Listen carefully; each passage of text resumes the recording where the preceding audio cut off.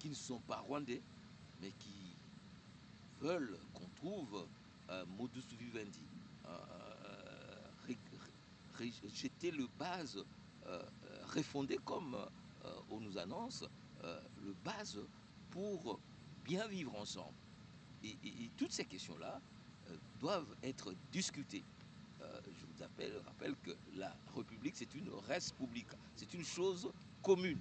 Donc, un professeur de droit. Voilà, une chose commune, mais on discute des questions communes dans la sérénité et non pas prenant les armes. Donc, voilà pourquoi nous saluons cet effort du chef de l'État qui a compris, qui a écouté, comme a dit le professeur Ndewel, la société civile in globo, mais les évêques qui proposent une discussion sur le pacte de vivre ensemble et qui a écouté aussi tous les pays voisins et en tant que garant, comme vous avez dit, du bon fonctionnement, c'est lui le seul, je voudrais dire, qui a un pacte direct, s'il a élu, le seul qui est élu directement par l'ensemble de la population.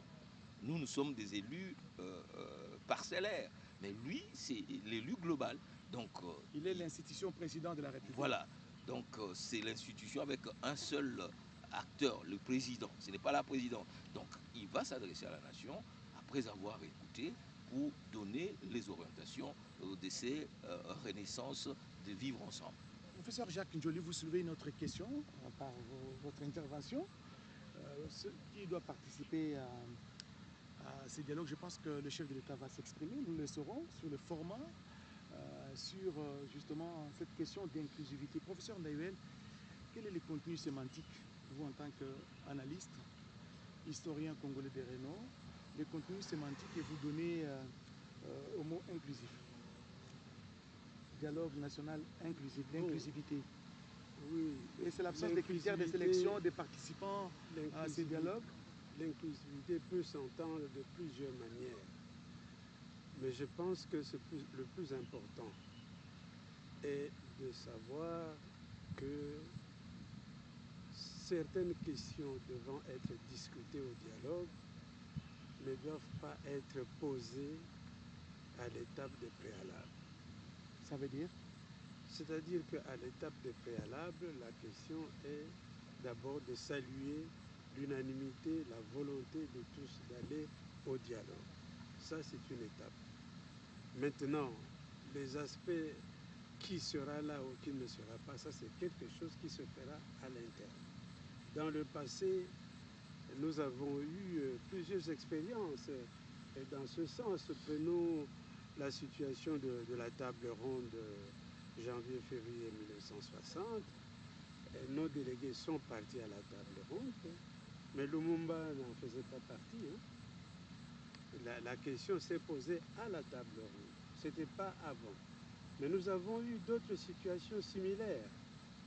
Par exemple, lorsque nous avons eu la table ronde de Kokilativille, alors qu'à Tananarive, qui a précédé Kokilativille, le président Tshombe de l'État sécessionniste avait obtenu un Congo confédéral, c'est-à-dire pas fédéral. Lorsqu'on est arrivé à la table ronde de Kokilativille, on est revenu sur cette idée pour faire un Congo fédéral. Et ça va tellement le mécontenter qu'il va chercher à quitter la salle et on va l'arrêter. Donc il y a plusieurs scénarios. Je peux aussi donner le scénario de la conférence nationale souveraine où on a estimé... Avec feu le cardinal Laurent Mosengo Passy. Oui, on a surtout demandé à ce qu'il y ait énormément de partis politiques qu'on a appelés le multimoboutisme. Il suffisait d'être originaire du Kasaï et en rupture de banc avec Tshisekedi pour créer un parti politique. Et on a financé ces différents partis politiques en espérant qu'au cours des travaux, ils vont tous être contre le changement prôné par Tshisekedi. Mais lorsque la conférence a eu lieu, on a parlé de la dynamique de la conférence, ce qui fait que tous ces partis ont changé. Professeur Isidore Dayoul, Il y a si donc je vous ai bien plusieurs suivi, il y a scénarios. plusieurs scénarios. Il y a plusieurs Et scénarios. nous aurons, je pense, nous avons vraiment la chance d'être des témoins privilégiés en étant ici au Palais de la Nation. Le président de la République, nous avons vu son cortège derrière nous, vient d'arriver ici au Palais de la Nation. Son adresse est attendue dans les minutes qui suivent, son adresse à la Nation. Il va se prononcer, il s'est déjà prononcé plusieurs fois d'ailleurs. Il n'a jamais été opposé au dialogue, mais il a toujours insisté dans quel format. Et voilà, peut-être que nous aurons plus d'éclairage aujourd'hui avec son adresse qui est attendue.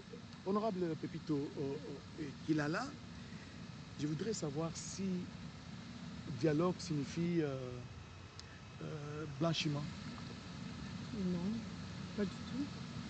Dialogue, c'est échanger. Dialogue, c'est discuter. Lorsqu'il y a une crise, lorsqu'il y a mésentente, il faut qu'on se retrouve, qu'on se regarde droit dans les yeux et échanger. Je pense qu'il est vraiment temps que les Congolais se retrouvent ensemble, discuter et pourquoi pas se confesser. Se confesser, demander pardon et repartir sur une nouvelle base. Après ces échanges, il faut que l'on sache quelles sont les attentes de la population. Parce que c'est la population qui se retrouve au centre de notre développement. À l'issue de ces dialogues, nous attendons certainement des résolutions qui apporteront la paix pour préserver notre cohésion nationale, notre souveraineté nationale. Donc, et je reviens à la question sur l'inclusivité, dialogue national inclusif. Bon, à ce stade, je pense qu'il faut qu'on salue l'initiative qui est celle de dialoguer, qui participe ou pas. Le président va certainement nous orienter sur cela, mais moi, en tant qu'élu, je salue l'initiative et j'apporte vraiment mon soutien indescriptible. Et je crois finalement en ce dialogue et au résultat que le dialogue va apporter. Le dialogue va certainement apporter. Christian Moleka, peut-être avant de prendre les réactions de la population, nous avons promené notre caméra à travers la ville.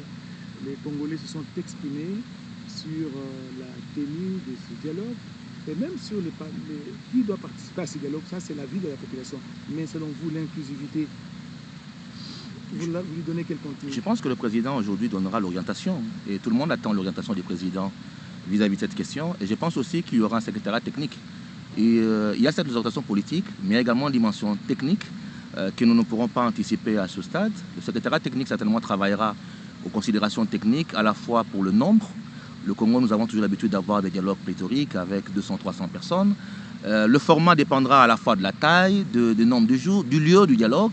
Et je ne pense pas qu'à ce stade, nous ayons suffisamment d'éléments pour l'aborder. Le principe, il reste que les Congolais doivent se rassembler, qu'ils doivent se parler, franchement, essayer de régler le problème, quitte à ce que les dynamiques internes, le secrétariat technique apportent des éléments qui renforcent les orientations qui seront développées aujourd'hui. Et ce qui est sûr, le président de la République, nous l'attendons, nous allons le suivre. Il va peut-être annoncer officiellement la tenue de ces dialogues national, pourquoi pas inclusif. Mais nous allons d'abord suivre quelques réactions que nous avons recueillies à travers la ville de Kinshasa. La population s'est exprimée à travers cet échantillon et puis on va revenir après. Il faut tout ça, le dialogue moko ya bien, dialogue moko transparence. Nandeni. Lokola bango balingi dialogue, biso pe tondimi dialogue. Eza dialogue ya kabola bagato te, eza dialogue pona kobongisa mboka na biso. Mboka oyo tomoni yango passe. Lelo tokomi na niveau oyo tokomi bazo senga dialogue parce que tozi mokonzi moko oyo memi biso apesi biso mayele toyeba eloko nini tozo sala.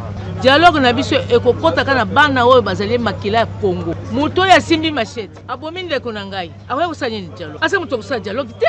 Bato bazo kufa na ese. Baza biso lokolo tofandia. Bato na bazo boma. Baza biso yo na ngai. Bato na bazo kufa. Yo bomi bango pozo bokonzi. Est-ce que bazo bokonzi na makila? Mais bato bako soutenir yo zaka bato yo bomi. Eso sala passe. Ta ko tala bandeko na biso bazo kufa pona mboka ya biso. O nzamba kela biso. Apesi biso bosomi na biso. To sepela na yango bakomi ko boma biso pona héritage na biso. Et ça normal te. Dialogue ekota na bana mboka. Bana mboka ba ya ko luka bazo quelque chose te. Bana mboka oyo baye koluka po bazwa basalisa bana mboka bango bakoya na ba intérêt na bango te bango bakoya pour l'intérêt batu nyonso tondimi. Déjà pour le dialogue, je trouve déjà que le chef de l'État a déjà essayé de régler la situation par le dialogue. Je crois il y avait même une sorte de réunion avec le président de Rwandais et le président des États-Unis aussi, je crois, où il parlait par rapport à ça, par rapport à la guerre à l'Est. Et je crois que ça n'a vraiment rien changé et tout. Et personnellement, je préfère, si il faut qu'il y ait dialogue, il vaut mieux que ça soit entre la population, parce que déjà, il y a plusieurs ici parmi nous qui ont vécu ou qui ont des familles à l'Est en question. Et le fait déjà qu'ils savent, ou qu'ils sachent plutôt, que les Rwandais ou nos ennemis là en question viennent et pour parler dans un même endroit, ça a déjà créé de la discorde et tout. Et peut-être même créer des troubles. Ça va pas peut-être le jour en question, les personnes concernées viennent et puis ils créent des troubles juste parce qu'ils ont vu des Rwandais avec nous ici, juste pour parler. Dialogue est bien parce que tous les Congolais. Mais dans la minute où tous les vrais Congolais et les faux Congolais. Parce que mon tour de jour à la Kissi déjà moi non munduki. Pas pour m'appeler yo à Robangate. Donc pour le dialogue, président Fachi, Munga Tombolo, mitale la batuni à Rosana Bango. Parce que bandoki nanu basilite yo kaka Mobutu lobaki bandoki basilite ça qui bandoki bazali. Tant que bozo sala dialogue, bobe nga peuple te, mais tant que zo yinda kuna est, kaka peuple ndazo kufa. Tozo kateke yo nanga kufa. Te tozo kato politicien moko akufi te ezaka biso ba petit peuple nde tozo kufa. Donc c'est qui dialogue bozo luka bosala ki dialogue ki ndoki te bosala nde dialogue po mboka ekende liboso ezate ke bosala so dialogue bosala ka biso wana apo bokaboli ba poste bokaboli ba gâteau apo biso tozo kemba kaka kabila nanga bazala te Congo ezaka Congo bazala te Congo etikala kaka Congo nanga continue ka koboma ti obomaka déjà ti bomaka kuna mokonzi no pe kabila zali abakisa mbongo bosoma minduki me boyeba ke mboko eza ya bakongolais oyo bozoboma eza makila bakongolais me mokolo ezali yo ata na stade marti totumba nde totumba bandeko no barwandais. Pour moi c'est une très bonne idée parce que déjà le dialogue est très important, la communication entre frères congolais est très important, d'où le dialogue pour la restauration de la paix à l'est du pays est très importante. Pour moi, je pense que tout le monde devait prendre part, même ceux qui ont agressé les pays, parce que c'est avec eux que nous voulons faire la paix. Alors si on fait un dialogue entre nous, ça n'aboutira à rien parce qu'eux, ils ne sont pas là. D'où il faut leur faire appel. On se met dans une table ronde et on en discute. On va parler de ça et trouver une solution. Ce sont les quelques réactions, on en a tourné beaucoup aujourd'hui. Les Congolais se sont exprimés, les Congolais du nord, du sud, de l'est, du centre et de l'ouest. Les images continuent à nous parvenir ici à Kinshasa et à travers le monde parce qu'il y a des Congolais de la diaspora de Paris, de Belgique, la diaspora des Suisses, des États-Unis d'Amérique, la diaspora africaine. Les Congolais sont nombreux à travers le monde qui sont en train de suivre cette émission en direct du Palais de la Nation. Le président de la République va s'adresser à la nation congolaise et va s'exprimer sur les dialogues. Pourquoi pas convoquer ces dialogues parce qu'une ordonnance sera prise. Et en attendant l'adresse du garant de la nation, vous avez suivi les réactions des Congolais. Professeur Jacques Njoli, votre commentaire? Je crois qu'il y a une fondamentalité en écoutant le Congolais. L'impératif de se parler. L'impératif de chercher les causes profondes et l'impératif de jeter le base pour que finalement ces pays dont la résilience n'est plus à discuter puissent aller de l'avant. Les Congolais sont conscients que Dieu a mis d'énormes ressources à notre disposition. Maintenant, nous devons savoir vivre ensemble. Vous voyez? Donc, vous avez parlé de la question de l'inclusivité. C'est l'inclusivité du problème. Et là, les gens ne parlent pas d'inclusivité, de partage du gâteau. Les jeunes ne veulent plus de ce genre de dialogue. Ils veulent que nous puissions aborder les questions de fond. Lorsqu'on nous disait notre constitution, on dit qu'il y a une crise permanente de légitimité. Nous avons eu 2 élections, 4 fois. Pourquoi on doit continuer à avoir ces mouvements armés? Pourquoi il doit y avoir 120 groupes armés? Il faut qu'on résolve cette question de la sérénité de notre pays, ce qu'on appelle... Et cela passe par les dialogues. Notamment, un dialogue sincère. Notamment, parce que, comme vous l'avez vu, dans l'histoire de notre pays, on nous a parlé de la table ronde de Bruxelles. Elle est venue à la suite de cette question de la naissance de cet État. Mais tout au long de notre histoire, lorsqu'il y a des problèmes graves qui se posent, et c'est en fait la matrice de notre culture, il faut se mettre ensemble pour dire qu'est-ce qui ne passe pas, qu'est-ce qui ne va pas et comment s'en sortir. Nous avons eu les différentes tables rondes internes de Léopoldville, de Lovanium, de Coquelatville. Nous avons eu la commission constitutionnelle qui s'est retrouvée à Loulabou pour écrire la constitution de 64. Et puis après, il y a eu un coup d'État, oui, mais après, nous sommes allés à la conférence nationale pour dire oui, ben, 65. Voilà. Et puis après, même cette histoire de M23, nous avons eu la conférence de Goma, nous sommes allés à Kampala, on a discuté. Et finalement, il y a aussi San Suiti, l'accord de Pretoria, l'accord global. Mais ça revient. Le même question, le même débat. Alors, cette fois, le chef de l'État dit, il veut qu'on aborde sans tabou les causes profondes. Pourquoi nous ne parvenons pas, pourquoi cette récurrence de guerre. Et si nous faisons, comme on dit, un catharsis dans nos coutumes, eh bien, on va découvrir qu'est-ce qui ne va pas. Et à ce moment-là, nous allons tous nous mettre d'accord pour savoir, on avance comme ça. Professeur Donc voilà un Angeli, peu... Oui. C'est votre point de vue, mais quelqu'un d'autre vous dira également que depuis 60 jusqu'à aujourd'hui, on ne parle que des dialogues. Dialogue après dialogue. Vous avez parlé de Sun City en 2002, qui a débouché sur la signature de l'accord global et inclusif, et puis la formule 1+4, parce que le professeur Tumbaloba que nous recevrons dans la seconde moitié de cette émission, il était même le secrétaire général de 1+4. Je ne sais pas comment il a pu gérer un président avec 4 vice-présidents. La question que je voudrais poser au professeur Isidore Ndaïuel, à quoi tient la crédibilité cette fois-ci de ces dialogues? Parce qu'il y a beaucoup de dialogues dans ce pays, mais la récurrence des crises, des conflits à répétition, vous en avez parlé, ça n'a pas commencé aujourd'hui. À quoi tient justement la crédibilité que cette fois-ci, nous sommes sur le droit chemin, le bon chemin? Mais moi, j'aimerais d'abord insister sur ce que mon collègue Jacques vient de dire. La question fondamentale, c'est la gouvernance. Pourquoi est-ce que nous, peuple congolais, continuons à nous donner un spectacle? Nous avons tant de richesses dans notre pays. Et pourquoi est-ce qu'il y a aussi cette grande misère? C'est une question fondamentale. Pourquoi tant de corruption dans notre façon d'agir? Je crois qu'il faudrait que cette fois-ci, cette question fondamentale soit posée. Bon, alors maintenant vous dites qu'il y a eu beaucoup de dialogues. Sun City, il y a eu les dialogues interdiocésains. Mais je vais vous répondre. Il y a eu beaucoup de dialogues. Aujourd'hui, peut-être un nouveau dialogue sera annoncé. À quoi tient justement la crédibilité de ce nouveau dialogue? Mais je tiens à vous dire que ça tient d'abord à deux choses. Le manque de fermeté dans la mise en œuvre des décisions. Nous avons eu beaucoup de dialogues. Il est rare d'arriver même à la mise en œuvre de la moitié de ce qui est décidé.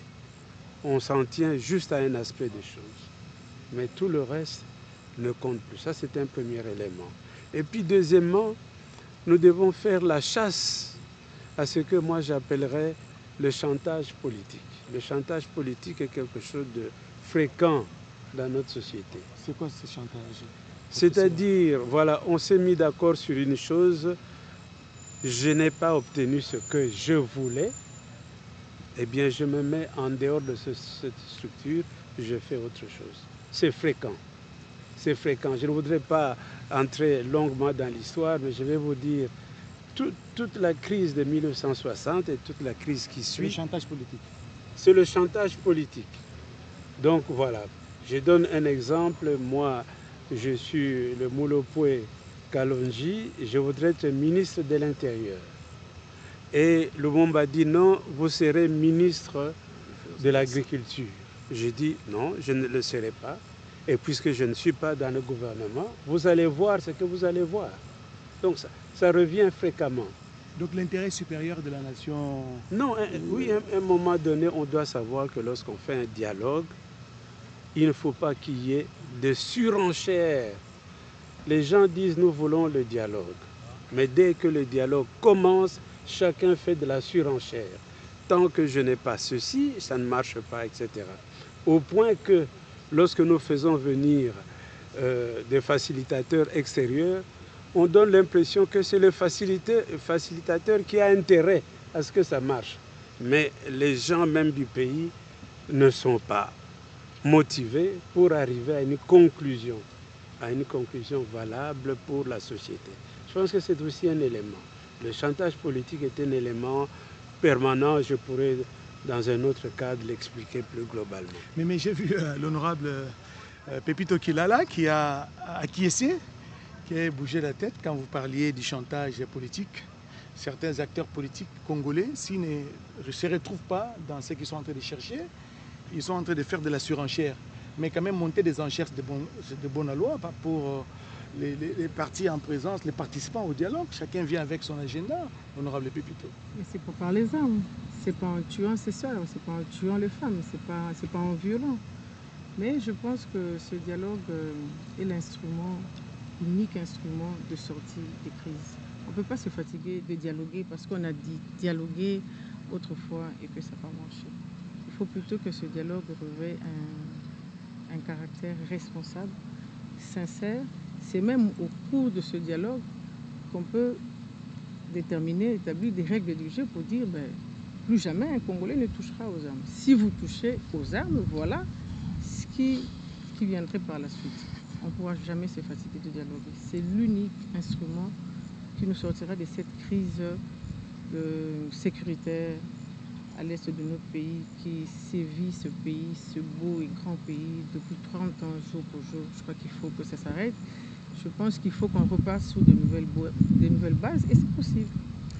C'est vraiment possible. C'est possible de repartir sur de nouvelles bases. Mesdames, Messieurs, le président de la République, chef de l'État, Félix Antoine Tshisekedi Tshilombo, est déjà ici au palais de la Nation. D'un moment à l'autre, le chef de l'État va s'adresser à la Nation. Il va s'exprimer notamment sur ces dialogues, peut-être l'annoncer officiellement, les dialogues nationaux inclusifs avec tous les contours. Christian Moleka, une certaine opinion estime que les dialogues tant souhaités, les dialogues en gestation devra se dérouler dans le respect des textes de la Constitution et des lois qui régissent ce pays. Bien évidemment, nous avons la particularité d'avoir un dialogue plus ou moins différent des contextes historiques du passé, et les professeurs l'ont bien rappelé. La majeure partie des dialogues partent dès le départ d'une conception de légitimité. Ce qui n'est pas le cas aujourd'hui. En 60, lorsqu'on fait Louvagnon, lorsqu'on fait Coquilhateville, on est dans une logique de conception de légitimité. Lorsqu'on fait Sound City 1, Sound City 2, on part également de ce contexte-là. Ce qui n'est pas le cas. Dans une logique de report d'élection, puisqu'on est au-delà du temps légal imparti aux élections, ce n'est pas le contexte aujourd'hui. Et donc, de ce point de vue-là, les dialogues devraient partir dans le respect de l'ordre constitutionnel, bien évidemment, dans le respect des institutions et dans l'esprit d'ouverture, pour permettre à tout le Congolais de parler. Bien évidemment, permettre au Congolais de parler ne veut pas dire remettre en question toute l'architecture institutionnelle. C'est créer un cadre éminemment non formel, mais qui donne à tous les Congolais l'opportunité de parler, quitte à voir comment sortir de ces cadres non formels, le ramener au niveau institutionnel. Voilà, comment partir de ces cadres pour le ramener au niveau institutionnel. Et s'il faut respecter justement, donc organiser ces dialogues dans les respects stricts de la Constitution, on ne veut pas qu'il y aura une sorte d'inclusion parce que les dialogues n'excluent pas réparation, professeur Njoli, et justice. Oui, comme m'a dit le professeur Dewel, il ne faut pas commencer à poser des préalables avant de devenir. Il y aura certainement réparation. ce dialogue a causé mort de milliers de Congolais. Il y a des enfants qui n'étudient pas. Nous avons plus ou moins 4 500 000 déplacés. On a 6 millions de déplacés, des réfugiés. Mais il y a des conséquences. Faut-il que cet aspect-là, violation massive des droits de l'homme, soit toujours occulté lorsque nous faisons ce dialogue? Faut-il aller d'amnistie en amnistie? Faut-il, parce que quelqu'un a perdu un carré minier, qui se livre à une guerre? Ce sont des questions que nous allons nous poser. Mais ce qui est important, c'est que nous devons comprendre que l'ordre constitutionnel est là. D'ailleurs, ce n'est pas par hasard que et les belligérants et les parties prenantes ont dit c'est le président Félix Antoine Tshisekedi qui doit convoquer les dialogues. Donc on reconnaît la centralité de l'institution président de la République qui est le représentant de la nation. Et à partir de là, dans sa mission de garant, n'est-ce pas, de l'unité nationale, il convoque et les enfants perdus et ceux qui sont restés à la maison. Et de là, on pose les questions fondamentales de gouvernance politique. Est-ce qu'il y en a? De gouvernance économique, c'est cette pauvreté abyssale, ces questions de gouvernance économique, de gouvernance sociale, cette question de sécurité, de l'intégrité du territoire, cette question de rébellion permanente, et voilà. Mais comment aussi on résout le problème en dehors de ces rébellions? Donc aujourd'hui, moi je crois que c'est une interpellation de acteurs juridiques congolais pour savoir, vous avez dit, oui, faut-il toujours le dialogue? Non, le dialogue est consubstantiel à la démocratie. Dia, c'est-à-dire travers, logos. Il y a plusieurs logos. Dans la démocratie, il y a plusieurs discours. Nous devons écouter tous ces discours, mais ces discours doivent respecter, n'est-ce pas, une fondamentalité, c'est que la chose commune, l'État, le Congo doit rester uni et nous devons résoudre le problème que nous-mêmes nous donnons librement à travers notamment ces dialogues, mais aussi par ce que nous avons déjà eu. Voilà un peu ce que nous dire. Donc, inclusivité, des questions, consensus dans les approches, et la finalité, c'est le retour à la cohésion, à la paix, au travail, à la justice et au développement. Professeur Isidore Ndayuel, une initiative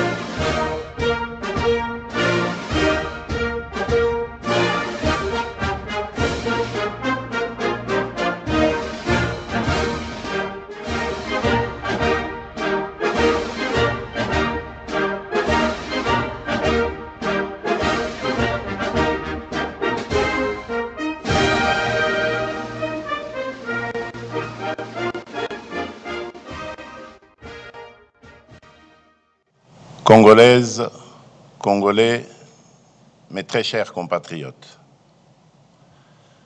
dans la marche d'une nation, certains moments exigent davantage que la gestion du présent. Ils commandent d'envisager l'avenir avec lucidité et de le préparer avec courage. Lorsque les défis mettent à l'épreuve notre unité et notre destin collectif, nous devons savoir transcender nos clivages habituels, rassembler nos forces et transformer l'épreuve en une occasion de renouveau. C'est dans cet esprit de responsabilité, de rassemblement et de confiance en l'avenir que je m'adresse aujourd'hui à la nation. Depuis son accession à l'indépendance, notre pays a connu de grandes espérances, de remarquables élans de courage et des victoires dont nous pouvons être fiers. Mais il a également traversé des crises qui ont éprouvé son unité, affaibli ses institutions et retardé l'accomplissement de son destin collectif. À peine indépendante, notre jeune République fut confrontée aux sécessions, aux affrontements politiques, aux ingérences extérieures et aux luttes pour le pouvoir. Vinrent ensuite les longues années de forte concentration du pouvoir, les convulsions d'une transition difficile, les guerres successives, les violences communautaires, l'affaiblissement de l'autorité de l'État et la prédation de nos ressources. Depuis plus de 3 décennies, l'Est de notre pays porte dans sa chair la part la plus cruelle de cette histoire. 30 ans, ce n'est plus une crise passagère, c'est une génération entière qui est décimée. Des enfants sont nés sous le bruit des armes, ont grandi dans l'insécurité et sont devenus à leur tour les parents d'enfants qui n'ont jamais connu une paix véritable. Cela se passe dans notre pays. Des millions de nos compatriotes ont été tués, déplacés ou contraints à l'exil. Des femmes ont subi l'indicible. Des familles ont été dispersées, des villages détruits et des communautés autrefois unies dressées les unes contre les autres. Des richesses qui auraient dû financer nos écoles, nos hôpitaux, nos routes et notre développement ont alimenté la guerre, la contrebande et la criminalité transnationale. À Goma, Bukavu, Bunagana, Rutshuru, Masisi, Nyiragongo, Lubero, Beni, Djougou, Irumu, Kalehe, Uvira et dans tant d'autres territoires meurtris, des générations entières ont appris à vivre dans l'incertitude, à fuir dans l'urgence et à rebâtir sans cesse ce que l'agresseur et ses supplétifs venaient de détruire dans leur entreprise meurtrière. Pourtant, hier comme aujourd'hui, notre peuple a toujours résisté. Il a résisté par son courage, par sa foi et par son indéfectible attachement à l'unité nationale, porté par une conviction profondément enracinée, à savoir, malgré les épreuves, nous demeurons une seule nation, unie par une même communauté de destin. Car la République démocratique du Congo n'a jamais cessé de vivre dans le cœur de ses filles et de ses fils. C'est précisément cette fidélité à la République qui, chaque fois que la souveraineté, l'intégrité du territoire, l'unité nationale, la paix civile ou la stabilité des institutions étaient menacées, a conduit les Congolais à se retrouver autour d'une même table.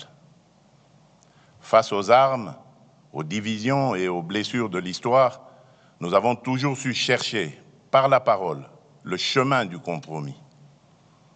Le dialogue s'est ainsi imposé comme une voie du consensus, de la réconciliation et de la reconstruction nationale. Nous avons connu des tables rondes, des conférences, des concertations, des forums et des négociations. Certains de ces processus ont empêché notre pays de sombrer davantage. D'autres ont permis de restaurer les institutions, d'organiser des transitions, de mettre fin à des affrontements ou de rouvrir la voie démocratique. La Conférence nationale souveraine a porté une puissante aspiration à la démocratisation et à la vérité dans la gestion de l'État. Le dialogue intercongolais de Sun City a contribué à réunifier les institutions après des années de guerre et de partition de fait du territoire national. D'autres rencontres ont permis d'apaiser les tensions et de rapprocher des positions que tout semblait opposer. Ces processus ont produit des accords, des résolutions et des engagements importants. Pourtant, malgré ces avancées, les crises ont ressurgi, les blessures se sont rouvertes, de nouveaux groupes armés sont apparus, les tensions foncières et identitaires se sont aggravées et les réformes engagées n'ont pas toujours rendu l'État suffisamment présent et efficace dans la vie quotidienne de nos populations. Une question s'impose donc à notre conscience nationale. Pourquoi, 66 ans après l'indépendance, notre pays reste-t-il confronté aux mêmes fragilités, aux mêmes fractures et au retour régulier des mêmes crises? Pourquoi tant d'accords n'ont-ils pas encore produit une paix durable et irréversible? La réponse à cette interrogation ne réside ni dans la condamnation d'un camp, ni dans la mise en accusation d'une communauté ou d'une génération. Elle se trouve dans des fragilités plus profondes que nous devons examiner avec lucidité. La première est que nous avons trop souvent répondu aux crises par le partage du pouvoir plutôt que par la consolidation de l'État. Nous avons réparti les fonctions et les responsabilités sans transformer suffisamment les institutions appelées à survivre aux hommes et aux circonstances. Or, un arrangement politique peut être remis en cause. Seule une institution forte, légitime et durable protège la République dans le temps. La deuxième est que nombre de ces processus sont demeurés concentrés entre acteurs politiques dans des espaces éloignés des réalités quotidiennes de nos populations. Le peuple congolais a souvent été appelé à soutenir des conclusions qu'il n'avait pas véritablement contribué à élaborer. Pourtant, aucun accord ne peut durer s'il n'est pas compris, approprié et défendu par la nation elle-même. La troisième est que nos engagements n'ont pas toujours été accompagnés d'une véritable obligation de résultat. Trop souvent, la signature a été confondue avec l'action. Les responsabilités étaient mal définies, les calendriers imprécis, les moyens insuffisamment identifiés et les mécanismes de suivi trop faibles. Ainsi, les promesses ont parfois duré moins longtemps que les crises auxquelles elles devaient mettre fin. À ces insuffisances se sont ajoutées d'autres erreurs. L'urgence de faire taire les armes nous a parfois conduits à différer le traitement de véritables causes qui les faisaient renaître. La violence a trop souvent semblé ouvrir plus rapidement les portes de la reconnaissance politique que la mobilisation populaire, le mérite, le travail, la loyauté républicaine ou le suffrage universel. Les victimes, quant à elles, ont parfois été appelées à pardonner avant d'avoir été pleinement entendues, reconnues et réparées. Nous avons voulu tourner la page sans toujours l'avoir lue jusqu'au bout. Nous avons voulu reconstruire sans assainir suffisamment les fondations. Nous avons voulu réformer l'État sans transformer en profondeur son rapport au territoire, à la justice, à la sécurité, à la responsabilité publique et au service du citoyen. Reconnaître ces insuffisances ne signifie pas condamner le passé. C'est assumer une obligation envers l'avenir. Mes très chers compatriotes, cette exigence de vérité sur nos fragilités internes ne doit prêter à aucune équivoque. Reconnaître nos faiblesses, ce n'est pas absoudre ceux qui agressent notre pays. Interroger nos erreurs, ce n'est pas relativiser l'occupation d'une partie de notre territoire. Réformer l'État, ce n'est pas partager avec l'agresseur la responsabilité des crimes commis contre notre peuple. Aucune cause, aucune revendication, aucune blessure, aussi réelle soit-elle, ne peut justifier que l'on ouvre les portes de la maison commune à ceux qui viennent la piller, l'occuper et meurtrir ses enfants. La République démocratique du Congo est victime d'une agression. Il ne s'agit ni d'une opinion, ni d'une thèse défendue par Kinshasa, mais d'un constat établi par les instances internationales compétentes et consacré par les résolutions 2773 et 2808 du Conseil de sécurité des Nations Unies. Le droit international a clairement qualifié les faits. Des forces étrangères occupent illégalement une partie de notre territoire, tandis que des groupes armés y sèment la violence, imposent des administrations parallèles et pillent nos ressources. Notre position est claire et demeure inflexible. Nous exigeons le retrait complet, effectif et vérifiable de toutes les forces étrangères non invitées. La cessation de tout soutien politique, militaire, financier ou logistique aux groupes armés. Le démantèlement des administrations parallèles, le rétablissement intégral de l'autorité de l'État, ainsi que le retour dans la sécurité et la dignité de nos compatriotes déplacés. Nous continuerons à défendre chaque portion du territoire national, à protéger nos populations et à faire valoir les droits de la République devant toutes les instances compétentes. À nos vaillantes forces armées, à notre police nationale, à nos forces de sécurité ainsi qu'aux résistants patriotes Wazalendo qui défendent la nation dans le respect de la loi, je réaffirme la reconnaissance de la République. Leur courage et leur sacrifice donnent tout son sens à notre combat pour la souveraineté. Beaucoup sont tombés au champ d'honneur. D'autres portent dans leur chair et leur mémoire les blessures du combat. À toutes et à tous, la nation exprime son infinie gratitude. Mes très chers compatriotes, depuis mon accession à la magistrature suprême, j'ai fait le choix de l'ouverture, de la consolidation de l'État de droit et du retour de la République démocratique du Congo au cœur des dynamiques régionales et internationales. J'ai privilégié la diplomatie sans jamais transiger sur notre souveraineté, notre intégrité territoriale, ni les intérêts fondamentaux du peuple congolais. Les processus engagés à Washington et à Doha, ainsi que les initiatives conduites sous l'égide de l'Union africaine, avec l'appui de la CIRGL, de la SADC, de l'Union européenne et des Nations unies, ont ouvert de nouvelles perspectives de sortie de crise.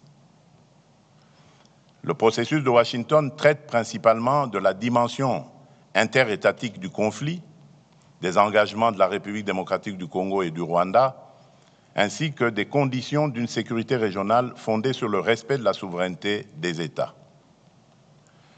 Le processus de Doha porte notamment sur la cessation des hostilités avec l'AFC M23, les mécanismes de vérification, l'accès humanitaire et les conditions nécessaires à la stabilisation durable de l'Est de notre pays. L'Union africaine, à travers sa médiation et son panel de facilitateurs, veille à la cohérence africaine de ses démarches en coordination avec les organisations régionales et nos partenaires internationaux. Ces processus sont indispensables. Ils doivent être poursuivis avec constance et leurs engagements pleinement exécutés. Mais ils ne peuvent, à eux seuls, réparer toutes les fractures qui traversent notre nation. Face aux menaces extérieures, notre sécurité repose d'abord sur notre détermination à défendre la patrie, sur la solidité de nos institutions et sur l'efficacité de notre diplomatie. Elle peut être renforcée par l'engagement ferme de nos partenaires vis-à-vis de l'exigence du bon fonctionnement des mécanismes internationaux. Mais notre cohésion intérieure dépend avant tout de nous. Elle demeure le fondement le plus sûr de notre souveraineté et la meilleure garantie de notre avenir. Les processus de Washington et de Doha peuvent soutenir nos efforts en faveur de l'assainissement des relations entre États, de la cessation des hostilités et de la stabilisation de l'Est. Mais aucun accord diplomatique ne peut définir à la place des Congolais la République que nous voulons bâtir, ni réconcilier durablement nos communautés sans leur pleine participation. Les avancées obtenues sur le terrain diplomatique ne produiront une paix durable que si elles s'appuient sur la cohésion nationale et sur la reconstruction intérieure de la République. C'est pourquoi, après avoir consulté les institutions de la République, les forces politiques et sociales, les confessions religieuses, les autorités coutumières, les milieux scientifiques, plusieurs personnalités de notre pays ainsi que certains de mes pairs de la sous-région, j'ai décidé de convoquer le dialogue national pour la paix, la cohésion et la refondation de l'État. Ce dialogue est une initiative souveraine conçue par les Congolais et pour les Congolais, conduite sur le territoire national et orientée exclusivement vers les intérêts supérieurs de la nation. Il réunira les filles et les fils de notre pays autour d'un impératif qui dépasse nos personnes, nos partis et nos ambitions, à savoir défendre la République, consolider la paix, préserver l'unité nationale et protéger nos intérêts stratégiques. Il ne constituera ni une négociation avec l'agresseur ou ses supplétifs, ni un moyen détourné de remettre en cause le choix souverain du peuple exprimé par les urnes en 2023. Il ne saurait davantage conduire à la suspension des institutions de la République, lesquelles continueront d'exercer pleinement leurs prérogatives jusqu'au terme constitutionnel de leur mandat. L'ambition de ce dialogue est claire: permettre au peuple congolais de ne plus seulement répondre aux manifestations successives de nos crises, mais d'en traiter enfin les ressorts profonds.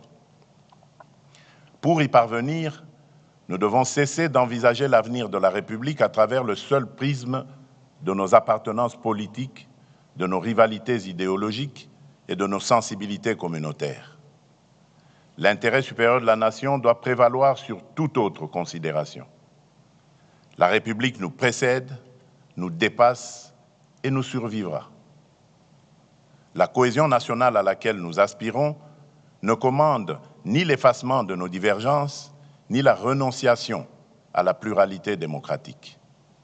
Elle se fonde sur le respect des différences et la liberté du débat et se mesure à notre capacité à défendre des projets distincts sans trahir la République, comme à vivre pleinement nos appartenances culturelles, linguistiques, provinciales ou politiques, sans jamais les placer au-dessus de notre commune citoyenneté congolaise.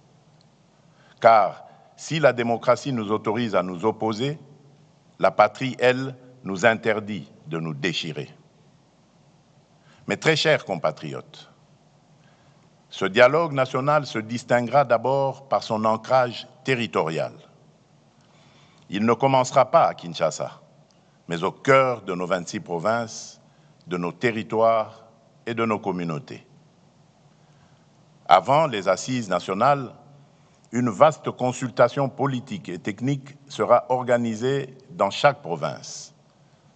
Des forums préliminaires réuniront au chef-lieu provincial les populations, les autorités locales, les députés nationaux et les sénateurs élus de la province, les représentants des entités territoriales décentralisées et déconcentrées, les partis et regroupements politiques de la majorité et de l'opposition, la société civile, les autorités coutumières, les confessions religieuses, ainsi que les milieux professionnels, économiques, universitaires et scientifiques. Chaque province établira en toute franchise son propre diagnostic, les causes de l'insécurité, les conflits fonciers et coutumiers, les tensions communautaires, les insuffisances administratives, les inégalités, les obstacles au développement et les réformes jugées nécessaires. La consultation associera également les institutions et services publics nationaux, les entreprises et établissements publics, les organisations des femmes, des jeunes, des travailleurs, des personnes vivant avec handicap et autres personnes vulnérables, les entrepreneurs, les agriculteurs, les enseignants, les chercheurs, les artistes, les professionnels de santé, les acteurs de l'économie informelle ainsi que la diaspora congolaise. Chaque entité consultée formulera ses priorités et ses propositions. L'ensemble de ces contributions sera consolidé dans un document de synthèse nationale qui constituera le socle des travaux et garantira l'ancrage populaire des assises nationales. Ainsi, les assises de Kinshasa ne seront pas le point de départ du dialogue, mais l'aboutissement d'une parole recueillie à travers tout le pays. Le peuple congolais ne sera pas appelé à entériner les conclusions d'une négociation menée sans lui. Il sera la source, la conscience et le véritable auteur de ce processus. Les assises nationales réuniront des délégués reflétant la diversité politique, institutionnelle, sociale, territoriale et culturelle de la nation. Ce dialogue ne sera la priorité d'aucun parti, d'aucune institution, d'aucune confession religieuse, d'aucune personnalité ni d'aucune majorité politique. Il garantira une parole libre, contradictoire et responsable dans le respect de la Constitution, des lois de la République et de l'intérêt national. Telle sera sa différence. Une différence de méthode, d'ancrage et de nature. Toutefois, l'inclusivité ne signifie ni l'effacement des principes, ni la confusion des responsabilités. Nul ne sera exclu en raison de ses opinions, de ses critiques, de son appartenance politique, de son origine provinciale, de sa langue, de son ethnie ou de sa religion. Mais nul ne peut prétendre s'asseoir à la table de la nation tout en prenant les armes contre elle. Aucune arme ne conférera à son porteur un droit supérieur à celui que le suffrage reconnaît aux citoyens. Aucune conquête militaire ne pourra être convertie en légitimité politique. Aucun mouvement armé ne pourra invoquer l'inclusivité pour imposer par la force ce qu'il n'a pas obtenu par les voies démocratiques.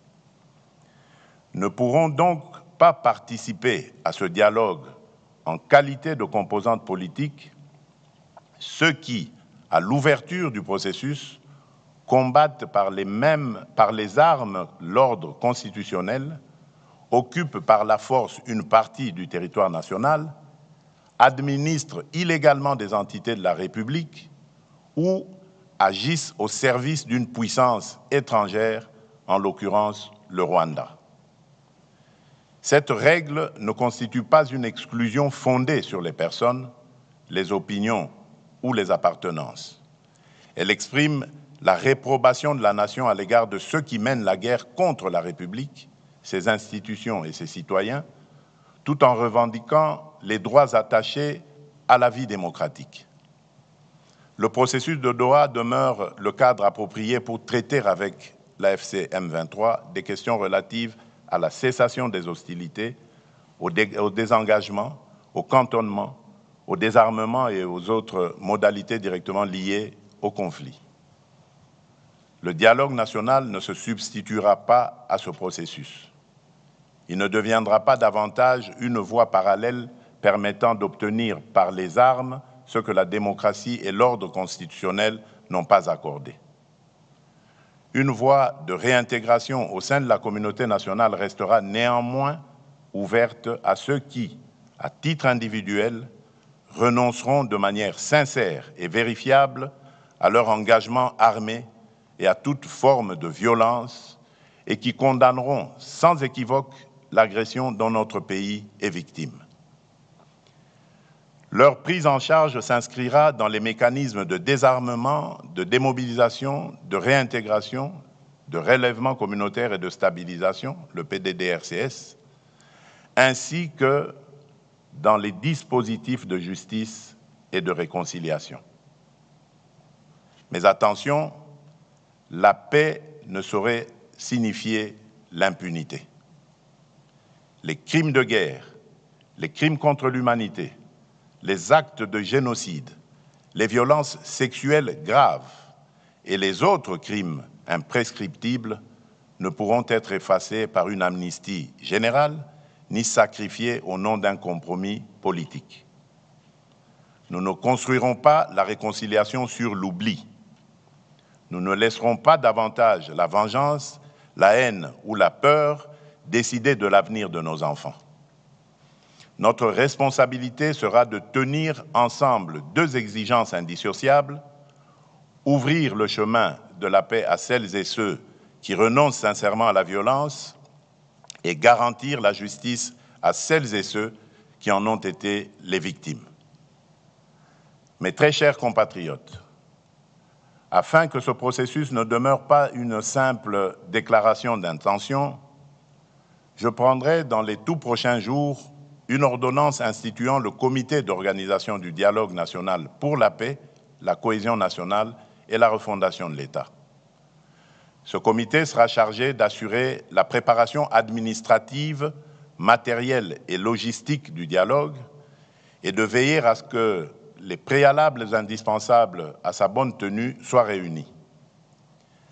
À l'issue de ces travaux, il me soumettra un rapport préliminaire présentant ses conclusions et ses recommandations. Sur la base de ce rapport, je signerai une autre ordonnance convoquant le dialogue national. Celle-ci, donc cette ordonnance, en fixera les principes et directeurs, les principales étapes, les modalités de représentation, ainsi que les mécanismes de suivi et de mise en œuvre de ces conclusions.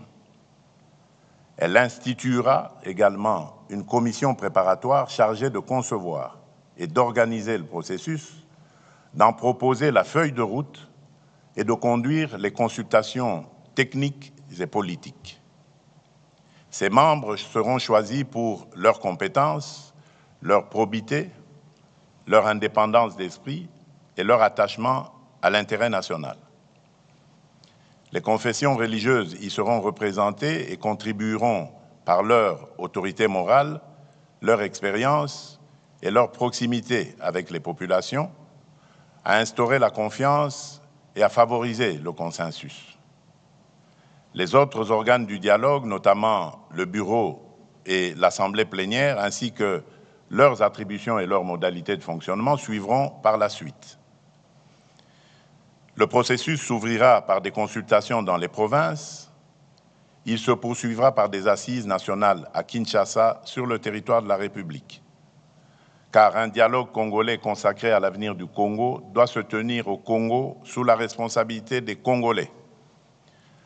L'ensemble du processus sera limité à une durée maximale de 3 mois. Il devra être suffisamment inclusif pour garantir une expression libre, pluraliste et représentative, tout en demeurant rigoureusement encadré afin de préserver l'enlisement, les manœuvres dilatoires et la dilution des responsabilités. Les assises devront aboutir à l'adoption d'un pacte national pour la paix, la cohésion et la refondation de l'État. Ce pacte ne sera pas une déclaration de principe sans lendemain. Ces conclusions seront réparties et mises en œuvre conformément aux compétences constitutionnelles de chaque institution.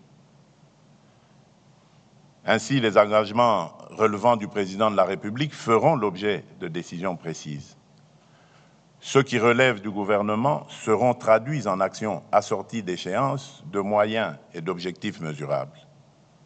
Les réformes relevant du Parlement lui seront transmises conformément aux procédures prévues par la Constitution. Une matrice politique de mise en œuvre précisera pour chaque engagement l'institution responsable le calendrier d'exécution et les résultats attendus. Un mécanisme national de suivi sera institué et des rapports périodiques seront rendus publics. Chaque Congolaise et chaque Congolais devra pouvoir connaître les engagements exécutés, ceux qui restent à accomplir et les difficultés rencontrées. C'est par la transparence que nous reconstruirons la confiance. C'est par l'exécution que nous distinguerons ce dialogue de tous ceux qui l'ont précédé. Je compte également sur l'engagement des autorités coutumières, de la société civile et de l'ensemble des forces morales et sociales de la nation. Dans cette période décisive, leur ancrage auprès des populations sera essentiel pour contribuer à l'apaisement des tensions, au rapprochement des communautés et à la consolidation de la cohésion nationale. À notre invitation, les partenaires internationaux pourront accompagner la mise en œuvre des engagements nécessitant leur concours, notamment dans les domaines de la paix, de la reconstruction, de la justice transitionnelle, de la réforme du secteur de la sécurité et du développement, et cela dans le strict respect de notre souveraineté et des choix du peuple congolais. Mes très chers compatriotes, un dialogue sincère exige un climat politique serein. À cet effet, je donnerai instruction au gouvernement d'engager, en concertation avec les institutions compétentes et dans le strict respect de la séparation des pouvoirs, la préparation et la mise en œuvre des mesures de confiance et de décrispation politique.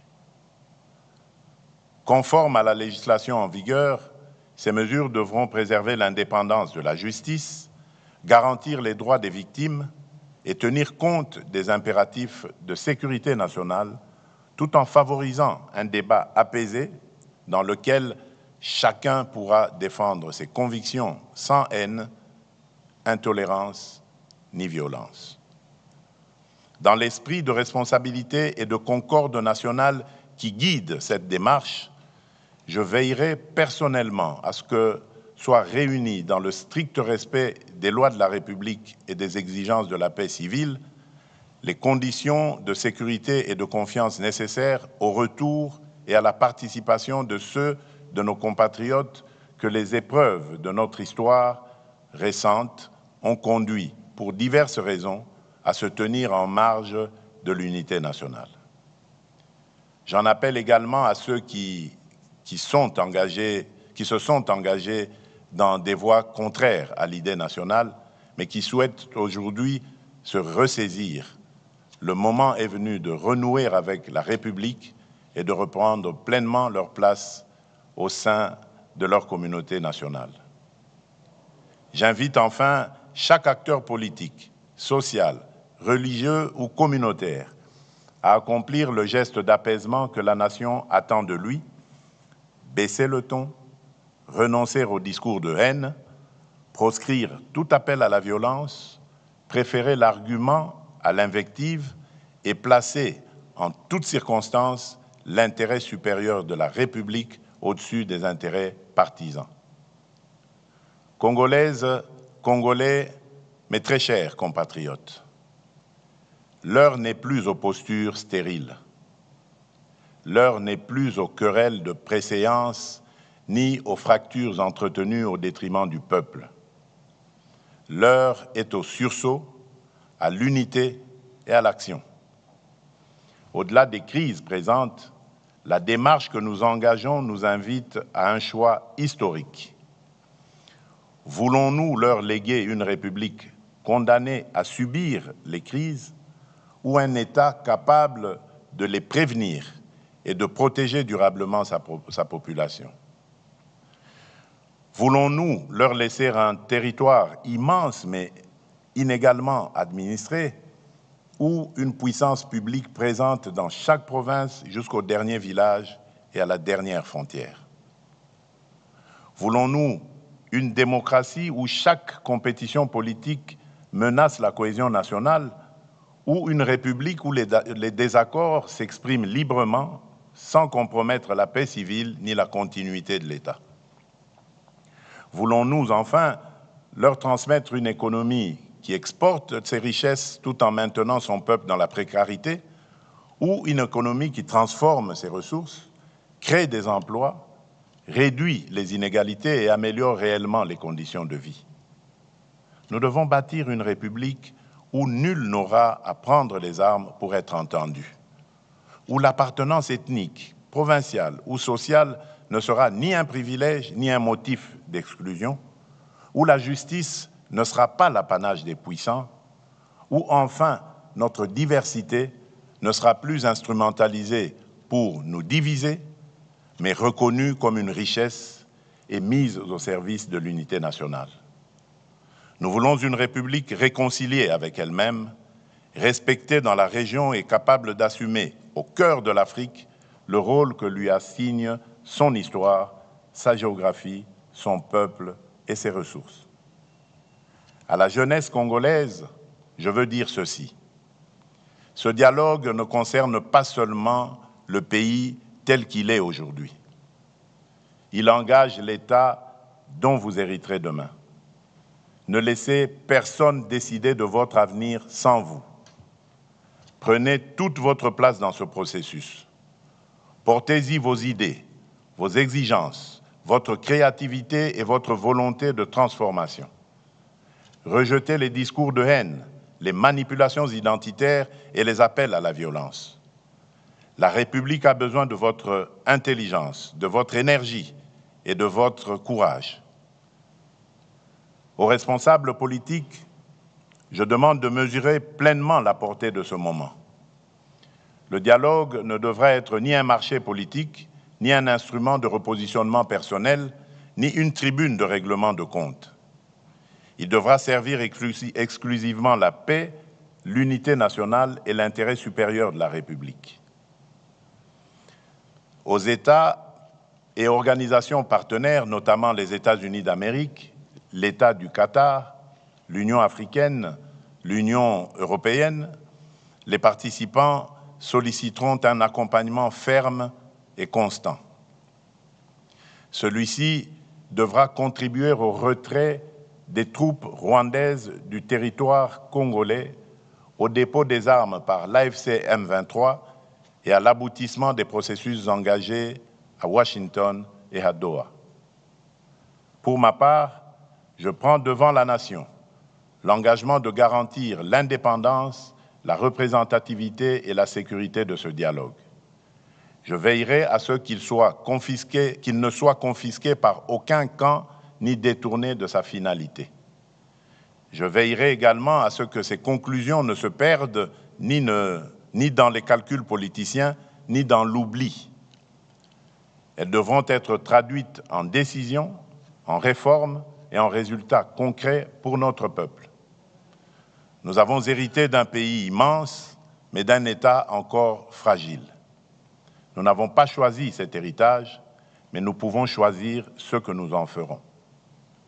Il nous appartient de transformer les souffrances d'hier en fondation pour demain et transmettre aux générations futures non pas un pays perpétuellement à reconstruire, mais un État solide, une nation unie et une république souveraine, pleinement maîtresse de son destin.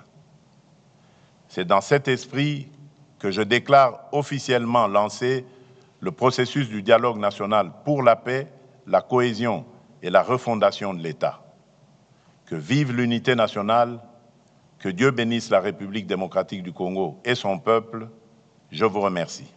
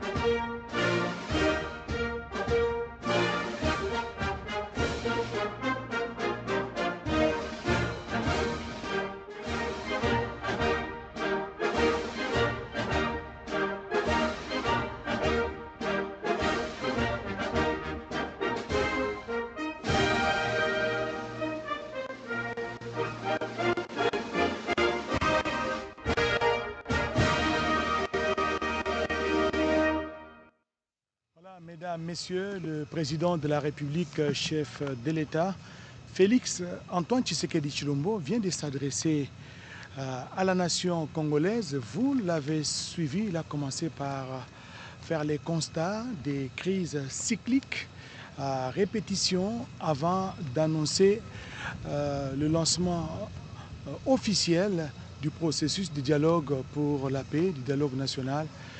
Et nous allons débriefer cette adresse à la nation du président de la République avec mes invités. Je vais commencer avec le professeur Jacques Ndjoli. Nous avons suivi religieusement l'adresse du premier d'entre nous, le garant du bon fonctionnement des institutions, qui vient d'annoncer officiellement la tenue du dialogue, mais un dialogue qui ne sera pas comme tous les autres. Et tout à fait. Je crois que lorsque nous avons commencé ces plateaux, nous avons essayé de faire un tableau de la situation et les chefs de l'État a suivi pratiquement les éléments sur lesquels nous avons travaillé. Il a fait, comme vous l'avez dit, le tableau de ces crises cycliques. Il a posé le diagnostic de 30 ans de la récurrence de ces groupes. Il a parlé de dialogue et de forats qui ont lieu avant, et tout en prenant en compte les faiblesses, il a souligné les spécificités de ces rencontres qui ont permis à la nation de ne pas trop sombrer, de relancer le processus de démocratisation, de nous aider à reconstituer parfois le pays qui était fragmenté. Et de là, il s'est projeté sur le dialogue pour la paix, la réconciliation et la refondation que lui voudrait asseoir, parce qu'il a fait le diagnostic des faiblesses.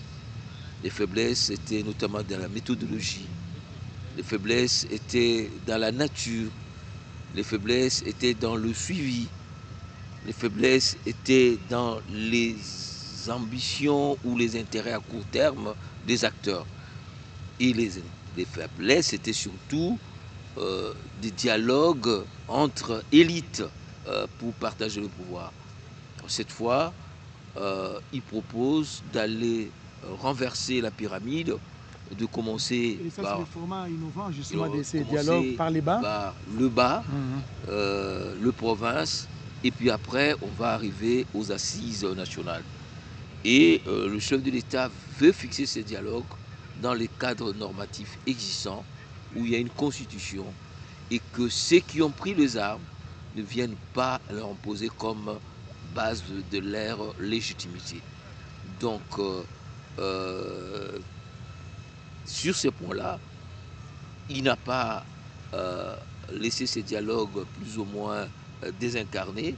Il remet ces dialogues pour les Congolais par les Congolais, mais il ouvre aussi la voie à nous donnant l'esprit de discussions qui ont lieu à Doha, qui doivent permettre de discuter avec... Il a dit que ça doit continuer. Ça doit continuer pour permettre à ce que de discuter avec le M23. Voilà.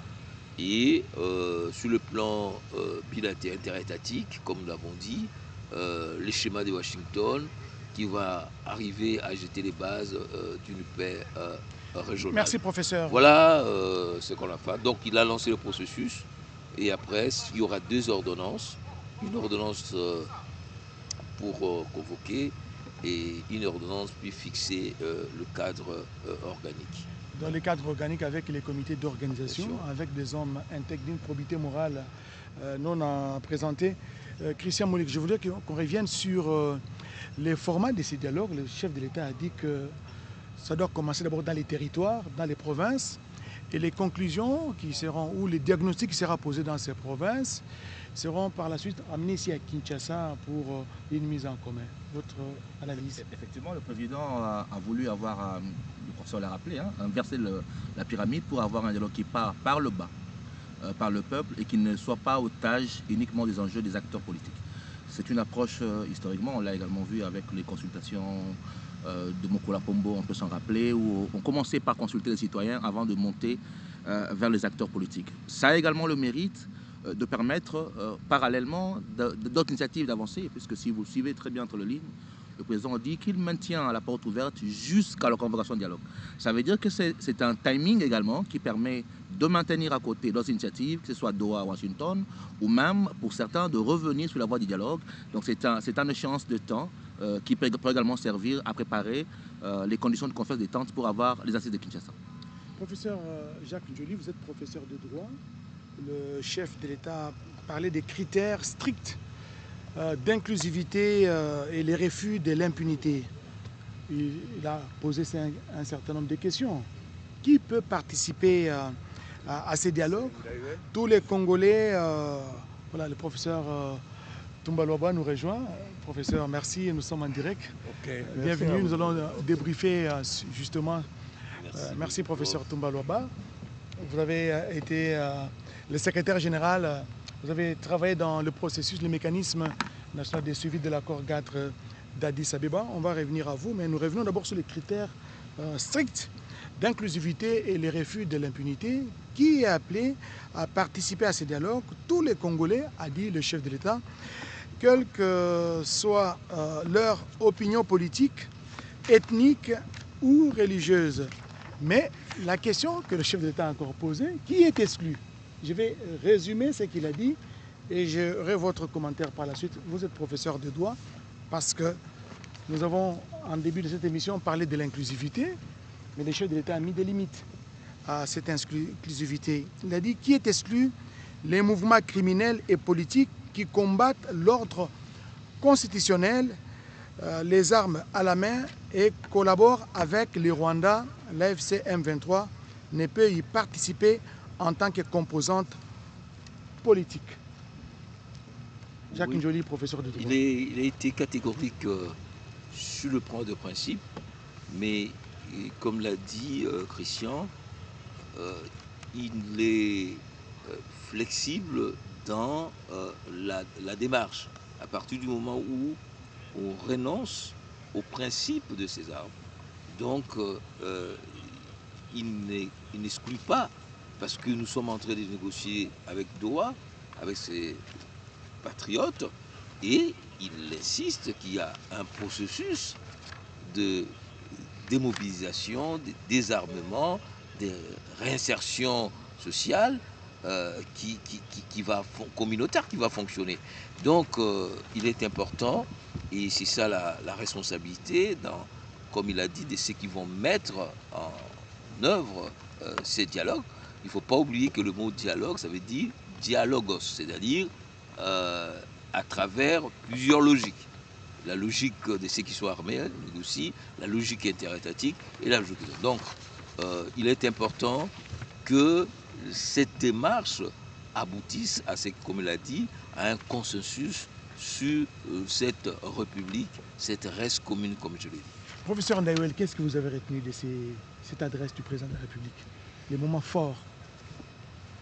Bien, c'est... En deux mots, je sais qu'il a parlé de beaucoup de choses. Oui, je considère que c'est un discours majuscule qui marque le point de départ de ce dialogue. Discours qu'il faut distiller à petite dose.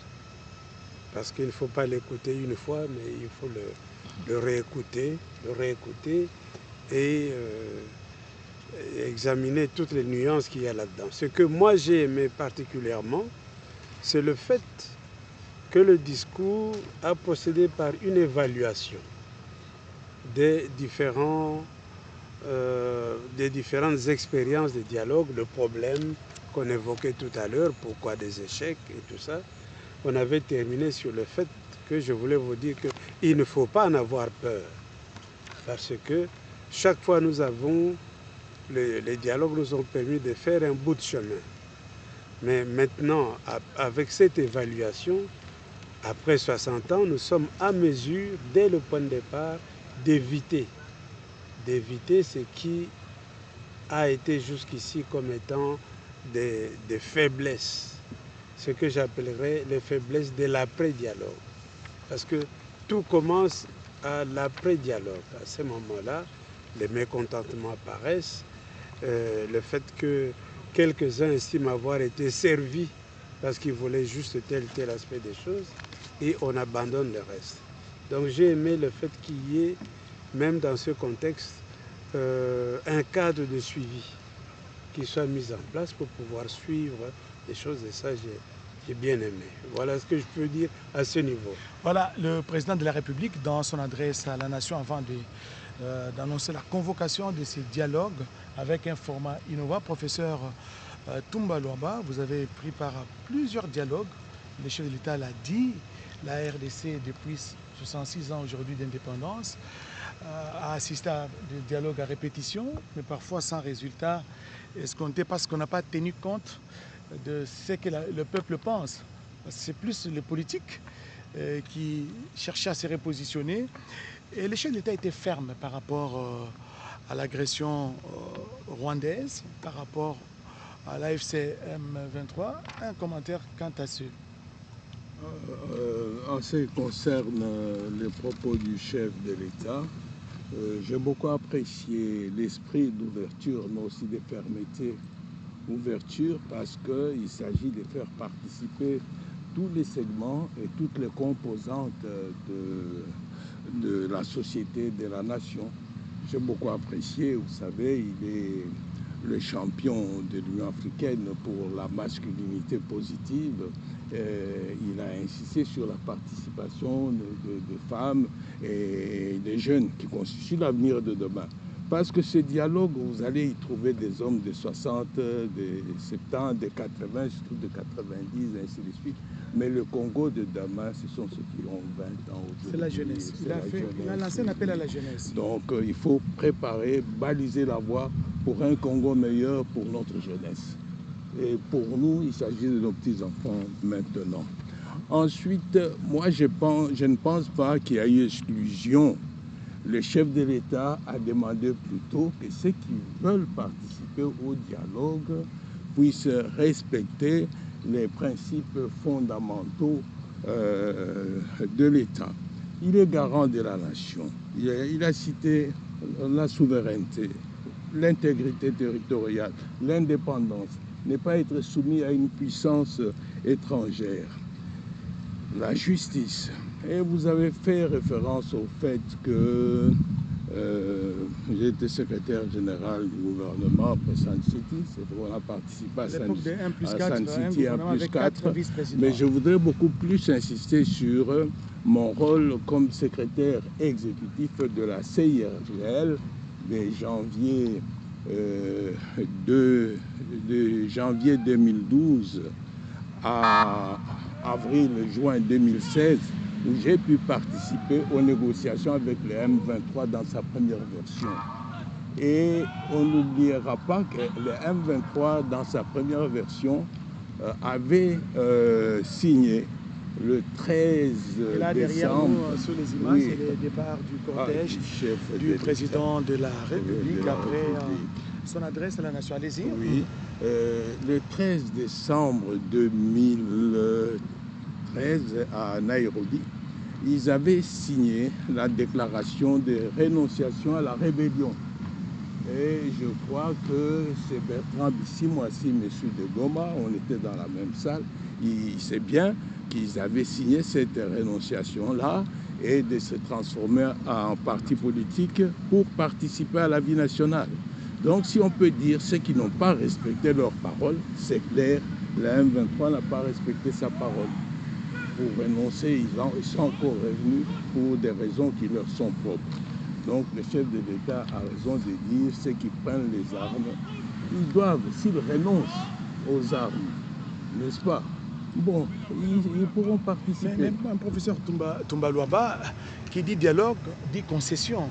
Hein? Oui. Il y aura des concessions que les partis en présence vont se faire. Mais le chef de l'État a dit pas d'amnistie pour les crimes graves, les crimes de guerre, les crimes contre l'humanité et les violences sexuelles qui ne seront pas effacés au nom du compromis politique. Oui, le chef de l'État l'a dit. Vous avez signalé tout à l'heure que le professeur Njoli est juriste, professeur de droit, et même le professeur Ndaïwel suit beaucoup ces questions de violences extrêmes. C'est la loi internationale, c'est le droit international qui dit que ces crimes-là sont imprescriptibles. Ils ne peuvent pas faire l'objet d'une amnistie. Donc, si nous ne voulons pas répéter les erreurs du passé, on amnistie, ils reviennent, ils recommettent les mêmes crimes. Il faut qu'à un moment qu'on sache que non, c'est impardonnable, c'est imprescriptible.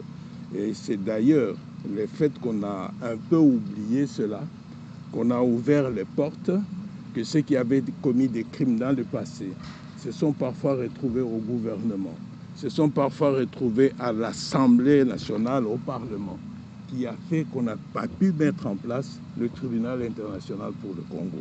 Ça, je vous l'ai dit, ils étaient sérieusement opposés.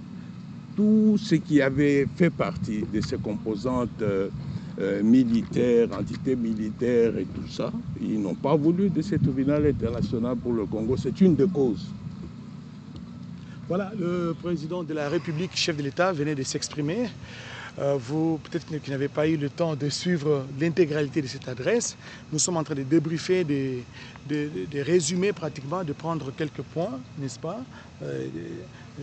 de son allocution. Le chef de l'État a commencé par un constat, dresser un constat notamment sur la tradition du dialogue, qui est une tradition pratiquement africaine et congolaise. Face à ces drames, les Congolais ont toujours, le chef de l'État l'a souligné, ont toujours privilégié la parole. Le professeur Isidore Ndaïwel a parlé de la conférence nationale souveraine. Nous avons évoqué Sun City, le chef de l'État l'a dit aussi. Cependant, des accords ont été signés, mais n'ont pas empêché la résurgence de la crise, professeur Isidore. Qu'est-ce qui atteste que cette fois-ci, nous sommes sur la bonne voie? Mais je pense que l'essentiel, c'est relève de notre vouloir. Et à entendre le chef de l'État, lui, est décidé. Il faut que l'ensemble de la population, la classe politique, ait cette volonté. Il faut que nous soyons tous animés de ce que j'appellerais l'optimisme de la volonté. Il ne faut pas dire oui, mais est-ce que ça ne va pas rater comme les autres fois? Non. Mais dans l'intitulé du dialogue, ce que j'ai bien aimé, c'est le concept de la refondation de l'État. La refondation de l'État. Alors, ça veut dire quoi? Ça veut dire quittons nos petits problèmes. Est-ce qu'un tel sera là ou ne sera pas là? Est-ce que, etc. Non. Parlons de la refondation de l'État. D'ailleurs, quand on écoute les discussions, on a l'impression que la classe politique, la vie politique congolaise se limite à 2-3 personnes, 4 personnes. Est-ce qu'un tel, oui, peut-être tel autre, mais quand même. Mais nous avons une classe politique extrêmement importante, une population très diversifiée. Ça aussi, l'insistance sur la diversité. Nous avons une diaspora importante avec des personnalités et même politiques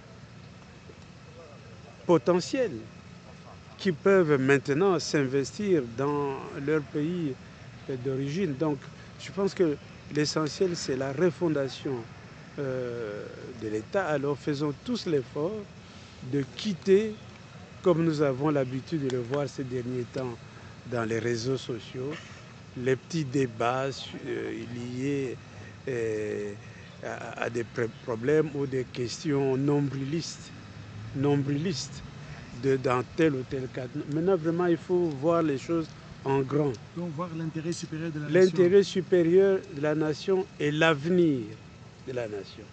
C'est ce que j'ai retenu et je voudrais bien, d'ailleurs, que nous nous inscrivions tous dans cette logique-là. Voilà, professeur Isidore Ndaïwel, le chef de l'État a parlé.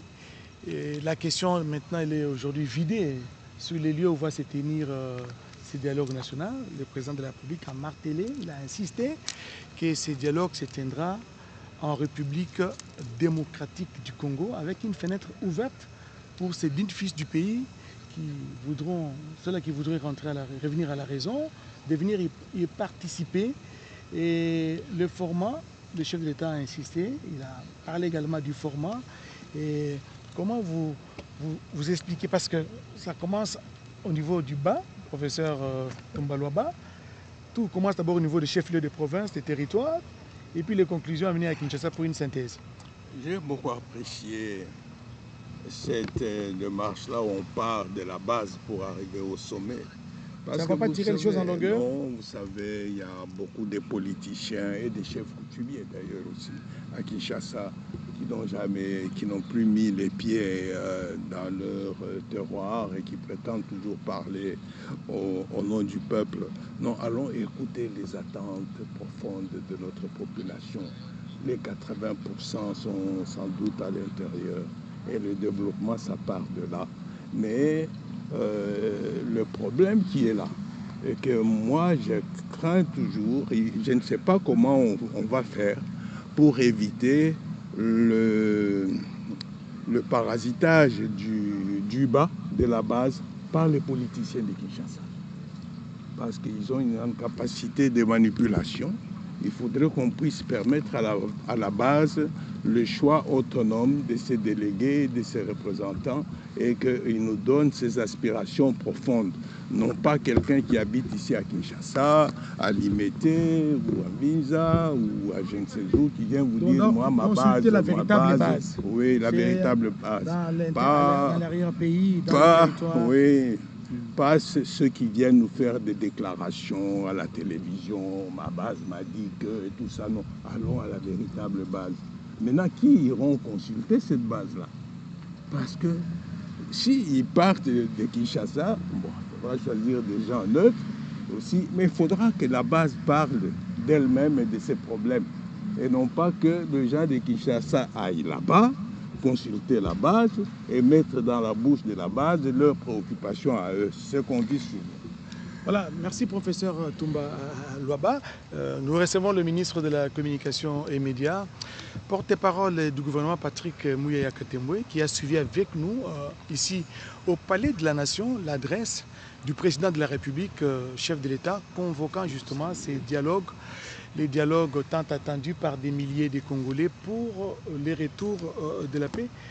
Première question, qu'est-ce que vous avez retenu, vous, en tant que porte-parole? Parce que la plupart du temps, dans les briefings, les journalistes nécessitent de vous poser les questions sur le format de ces dialogues, qui va y participer. Aujourd'hui, les choses sont tirées au clair. Je crois que d'abord, c'est un jour historique. Parce que si vous avez bien suivi le président de la République, il va au-delà de la demande de la paix, de la demande de la cohésion. Il parle de la refondation de l'État. Ça veut dire qu'au-delà des crises auxquelles nous faisons face aujourd'hui, mais pour la plupart des crises, l'historien est à votre droite, c'est des crises qui remontent.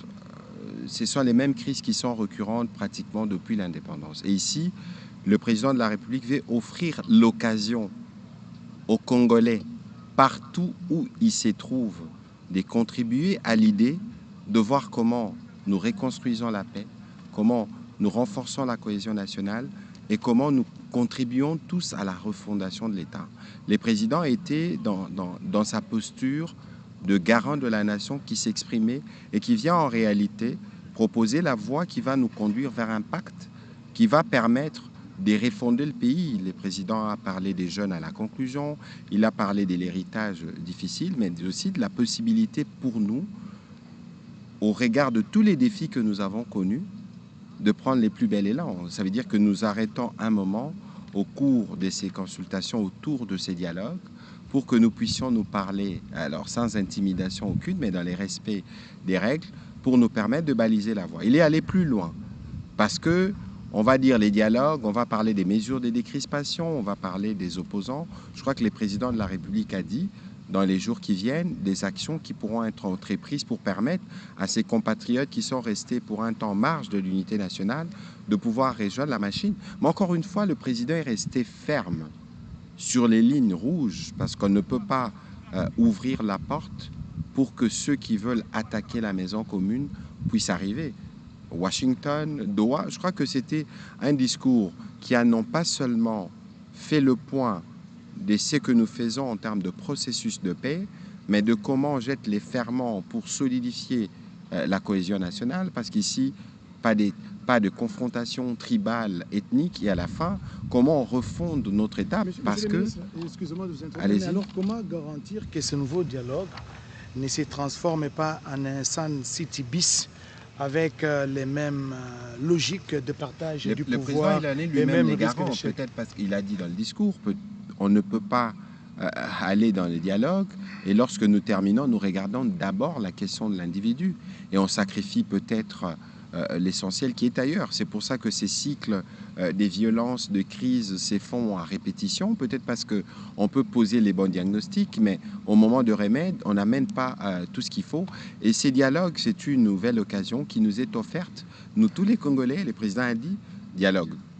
Des Congolais, régler des problèmes. Des Congolais sur le territoire national. C'est aussi un exemple de maturation qu'aujourd'hui, nous-mêmes, on n'a peut-être pas besoin directement de nous faire assister pour que, fils d'un même pays, nous puissions nous mettre autour de la table et voir dans quelle mesure nous réglons le problème immédiat de la guerre, de la restauration de la paix, comment on solidifie la cohésion nationale et comment finalement on refonde l'État, parce que le président de la République a conclu par les contrastes que nous avons, nous exportons beaucoup, mais des choses que nous ne consommons pas, parce qu'il faut aussi regarder l'économie qui permet à ce pays de donner des solutions aux problèmes de Congolais.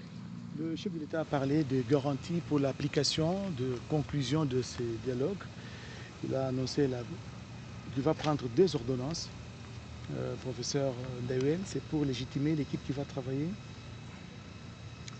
Je pense que c'est le ministre est le mieux placé pour nous donner ces informations, mais je voudrais quand même rebondir un peu sur ce que disait mon excellent collègue le professeur Toumba-Luaba, parce que la partie du contact à la base est effectivement un défi.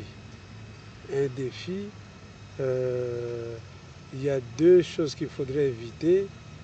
D'abord, que ça soit des kermesses organisées par-ci par-là. Ça, c'est un élément. L'autre élément... Quand vous dites kermesse, donc des rencontres des acteurs politiques pour des intérêts personnels? Non, non, c'est-à-dire que la base, il faut que ça s'accompagne. Je suis conscient que ça sera certainement pris en compte. Le fait d'une pédagogie pour que la population ne se dise pas qu'est-ce que je dois dire pour leur faire plaisir.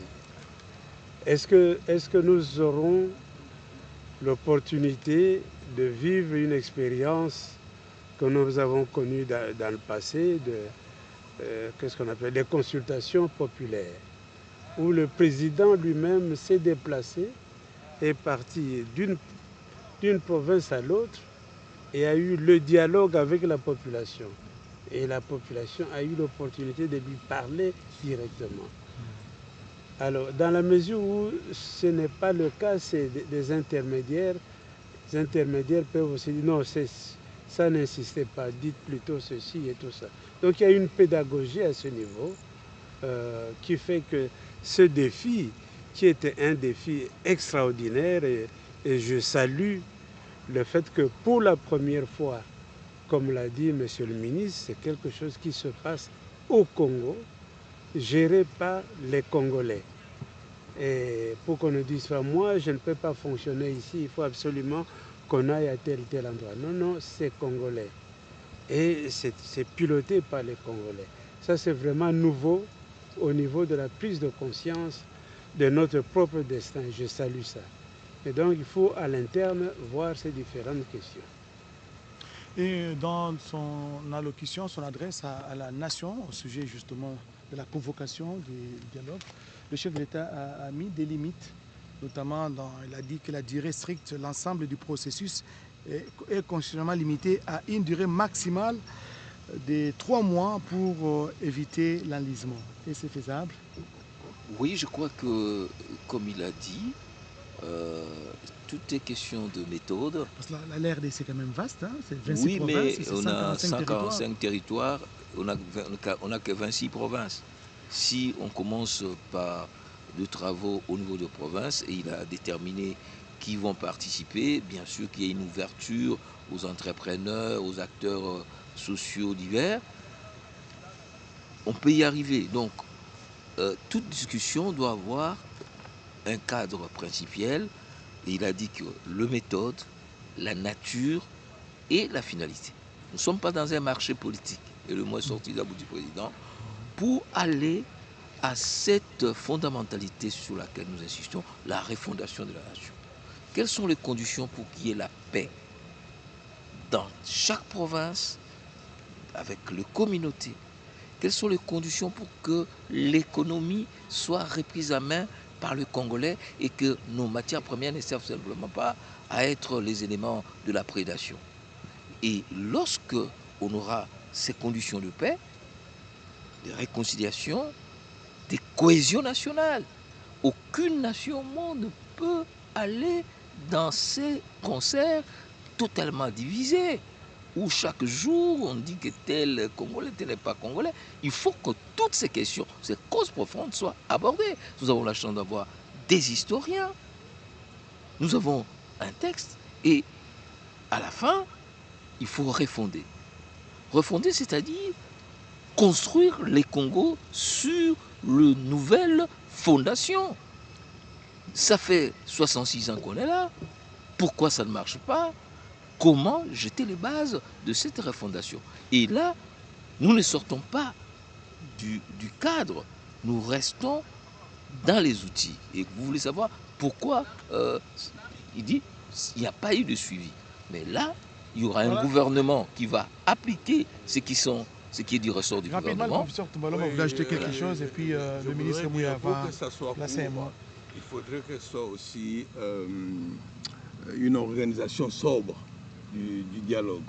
Parce que vous savez que le problème de la redistribution des postes, des ressources, des moyens, tout ça, c'est déjà au niveau de l'organisation du dialogue lui-même. Certains vont au dialogue parce qu'ils se disent il y aura un per diem, il y aura ceci et tout ça. Il y aura le partage des postes. Bon, il faudra peut-être déjà faire comprendre que c'est pas ça et pas des per diem. Et ensuite, j'ai vu le dialogue de Sun City. J'étais là, j'étais à Matadi, j'étais un peu partout. En 2002. Vous savez, le soir, à Sun City, on ne savait plus qui était du gouvernement ou qui était Qu'est-ce qui s'est passé concrètement? Des composantes militaires et autres. Ils se retrouvaient tous dans des boîtes de nuit, dans autre chose. C'était l'ambiance. Donc, il faudrait peut-être songer à une formule du genre conclave de Lovagnon. On les avait enfermés. Je pense.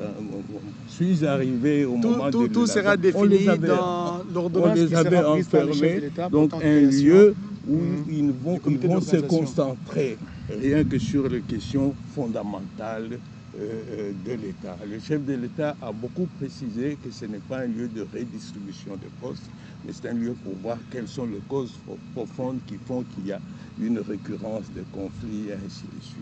Ok, voilà les termes qu'il a utilisés, les causes profondes, des fragilités à répétition. Monsieur le ministre Mouya, nous sommes en train de terminer cet échange. Quel est le principal enseignement à tirer?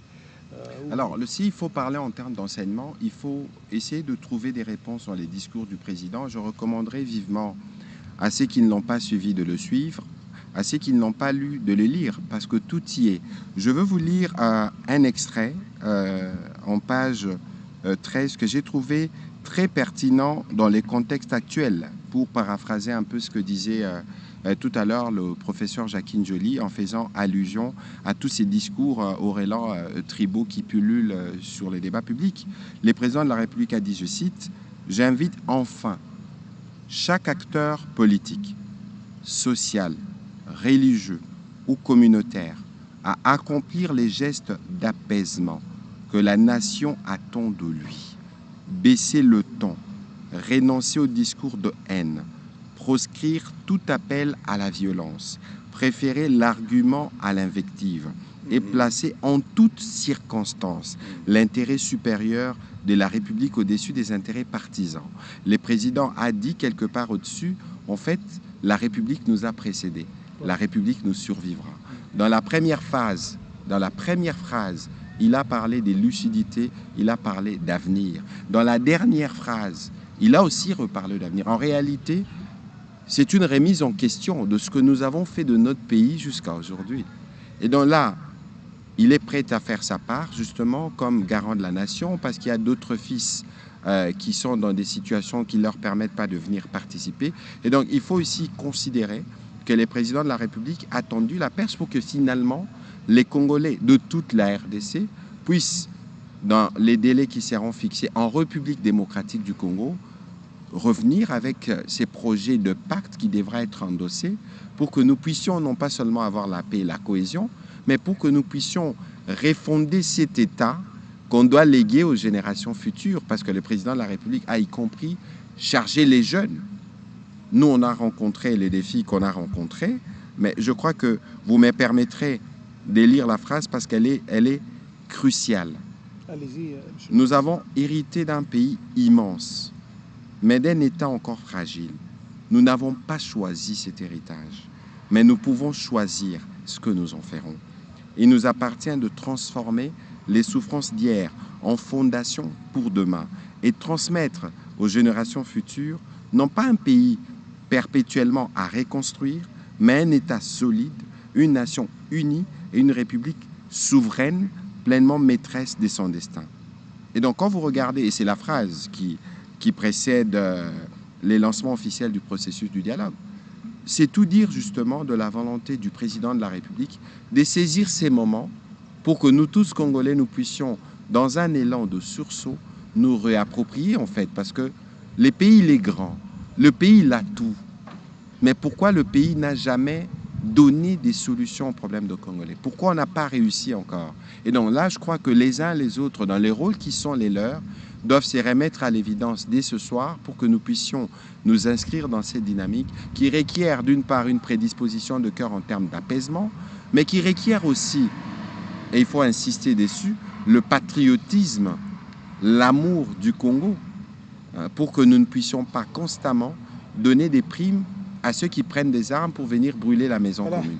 Ministre, nous aurons encore le temps de revenir évidemment pour donner davantage de détails de l'esprit de ce que le président de la République a voulu partager à son peuple ce soir. Voilà, Monsieur le ministre, nous aurons le temps dans des tribunes encore plus spécialisées pour débriefer, décrypter le message à la nation, l'adresse à la nation du président de la République, convoquant justement ces processus de dialogue. Merci, professeur Tumbalwaba. Merci d'être venu. Merci au ministre Patrick Mouyaya. Merci. Merci au professeur de droit Jacques Njoli. La République nous précède, nous dépasse et nous survivra. Je ne sais pas ce que le professeur Dayuel va dire. Si la République nous précède.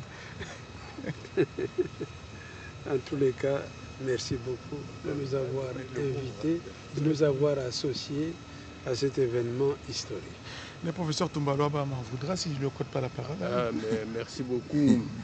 À entendre le président de la République parler, ça m'a rappelé beaucoup le fameux discours de John Kennedy qui disait ne vous demandez pas ce que la nation doit faire pour vous, mais demandez-vous d'abord, demandez-vous ce que vous devez faire pour la nation.